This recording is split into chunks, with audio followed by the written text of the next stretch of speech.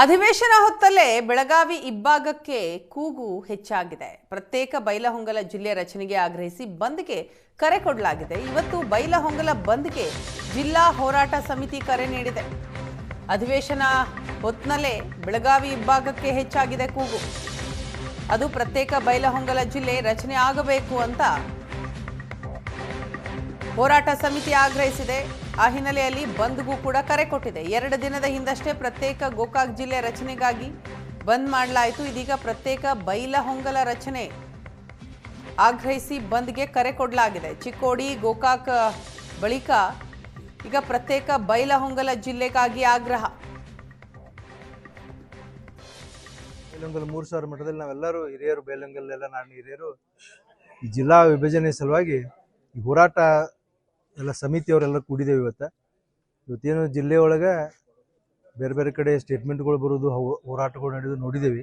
ನಮ್ದು ಮೊದಲಿನ ಸ್ಟ್ಯಾಂಡ್ ಹೆಂಗಿತ್ತಪ್ಪ ಅಂದ್ರೆ ಜಿಲ್ಲಾ ವಿಭಜನೆ ಆಗಬಾರ್ದು, ಇಡೀ ಅಖಂಡ ಜಿಲ್ಲಾ ಇರಬೇಕನ್ನುವಂಥ ಒಂದು ಹೋರಾಟ ನಮ್ದು ಯಾವಾಗಿರ್ಲಿತ್ತು.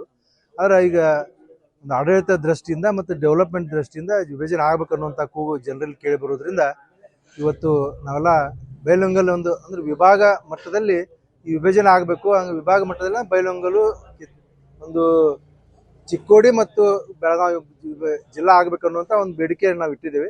ಅಲ್ಲಿ ಗೋಕಾಕದವ್ರು ಹೋರಾಟ ಮಾಡತ್ತಾರ ಅಂದ್ಕೂಡ್ಲೆ ಅದಕ್ಕೆ ನಾವು ಬೇಡ ಅನ್ನಕ್ಕೆ ಬರಲಿ. ಯಾಕಂದ್ರೆ 4 ಜಿಲ್ಲಾ ಮಾಡೋ ನಮ್ದಿನ ಅಭ್ಯರ್ಥಿ ಇಲ್ಲ, ಬೈಲಹೊಂಗಲ ಒಂದು ಜಿಲ್ಲಾ ಆಗ್ಬೇಕನ್ನುವಂಥ ನಾವು ಇವತ್ತು ನಮ್ಮ ಸುತ್ತಮುತ್ತಲಿನ ಗ್ರಾಮಸ್ಥರು ಹಾಗೂ ನಮ್ಮ ಬೈಲಹೊಂಗಲ ಕನ್ನಡ ಪರ ಸಂಘಟನೆಗಳು, ಮಾಜಿ ಶಾಸಕರು, ಮಾಜಿ ಶಾಸಕರು ಎಲ್ಲರೂ ಪಕ್ಷ ಭೇದವನ್ನು ಮರೆತು, ಜಾತಿ ಭೇದವನ್ನು ಮರೆತು ನಮ್ಮ ಬೈಲಹೊಂಗಲ ಜಿಲ್ಲೆ ಆಗಲಿ ಅಂತ ಅನ್ನುವಂಥ ಪೂರ್ವಭಾವಿ ಸಭೆಗೆ ಎಲ್ಲರೂ ಸೇರಿದ್ವಿ. ಈಗ ಎಲ್ಲ ಹಿರಿಯರ ನಿರ್ಧಾರದಂತೆ ಉಪವಿಭಾಗವನ್ನು ಆಧರಿಸಿ ಬೈಲಹೊಂಗಲ ಜಿಲ್ಲೆಯನ್ನೇ ಮಾಡಬೇಕು ಅಂತ ಹೇಳಿ ಎಲ್ಲರೂ ಒತ್ತಾಯ ಮಾಡಿದ್ದಾರೆ. ಆದ್ದರಿಂದ ನಾವು ತಾರೀಖು 6ರಂದು ಶನಿವಾರ ದಿವಸ ಬೈಲಹೊಂಗಲ ಬಂದನ್ನ ಕರೀತಾ ಇದ್ದೇವೆ. ನಾವು